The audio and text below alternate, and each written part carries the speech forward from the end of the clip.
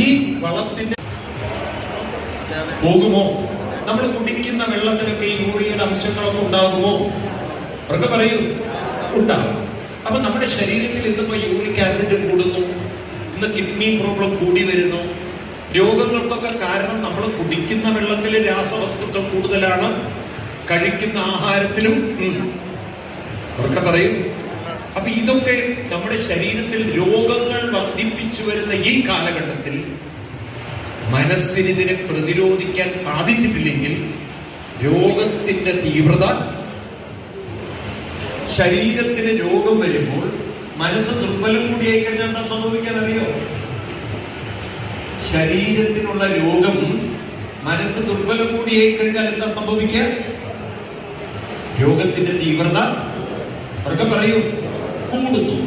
രാമകൃഷ്ണ പരമഹംസര് കാളിയെ പ്രത്യക്ഷമായി കണ്ട മഹാത്മാവാണ്, ഈശ്വര തുല്യമാണ്. ആരെ കാണുന്നത്? രാമകൃഷ്ണ പരമഹംസരെ കാണുന്നത് ആണോ? ഈശ്വരനെ കണ്ടു എന്ന് പറയാൻ ഉറപ്പുള്ള അവതാര ഋഷിവര്യനായിരുന്നു. ആ രാമകൃഷ്ണ പരമഹംസർക്ക് തൊണ്ട മുഴുവൻ ക്യാൻസറായി ശപടം കൊണ്ട് പിടിച്ചു നിർത്തിയത്. പരമശിവൻ എപ്രകാരമാണോ കാളകൂട വിഷത്തെ പിടിച്ചു നിർത്തിയത് അതുപോലെ പിടിച്ചത്. അതുപോലെ തന്നെ ഭാരതത്തിലെ മറ്റൊരു മഹാത്മാവായിരുന്നു തമിഴ്നാട്ടിലുണ്ടായിരുന്ന രമണ മഹർഷി എന്ന് പറയുന്നത്. ഗാന്ധിജി നമസ്കരിച്ച ഋഷിവര്യന്മാരിൽ ഒരു ഋഷിയാണ് ആര്? രമണ മഹർഷി. നാരായണ ഗുരുദേവൻ ഋഷിതുല്യനായി കണ്ട മഹർഷിയായിരുന്നു ആര്? രമണ മഹർഷി. ആ രമണ മഹർഷിക്ക് ക്യാൻസർ ഉണ്ടായിരുന്നു. അദ്ദേഹത്തിന്റെ ഇടതുവശം അവിടം കൊണ്ട് പിടിച്ചു നിന്നു. അദ്ദേഹം പറഞ്ഞു, ശരീരത്തിന്റെ ഒരു ഭാഗത്തുണ്ട് എന്ന് ഡോക്ടർമാർ പറയുന്നു, പക്ഷെ എനിക്കറിയില്ല.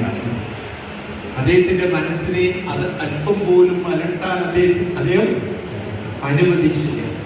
അപ്പൊ നോക്കൂ, മനുഷ്യന്റെ മനസ്സിന് രോഗങ്ങളെ തടയിടാൻ സാധിക്കുമെങ്കിൽ പല രോഗങ്ങളും നമുക്ക് അവിടെ നിയന്ത്രിക്കാൻ സാധിക്കും. അതുകൊണ്ട് ഋഷി എഴുതിയത്, ചരിത്ര ഋഷി എഴുതിയത് എന്ത്? വിഷ്ണു സഹസ്രനാമേന സർവാൻ രോഗാൻ വിമോചതി എന്ന് ഞാൻ പറഞ്ഞ മന്ത്രമല്ല. ആരെഴുതിയത്? ചരക ഋഷിയാണ്. അപ്പൊ നമ്മൾ കുറെയൊക്കെ ഇത് അനുഷ്ഠിക്കണ്ടേ? വേണോ വേണ്ടയോ? നിങ്ങളുടെ കുട്ടികളിൽ എത്ര പേർക്ക് വിഷ്ണു സഹസ്രനാമം അറിയുന്നവരുണ്ട്? കുട്ടികളിൽ എനിക്കല്ല, ഞാൻ ചോദിച്ച ചോദ്യം. കുട്ടികളിൽ എത്ര പേർക്ക് വിഷ്ണു സഹസ്രനാമം അറിയാം?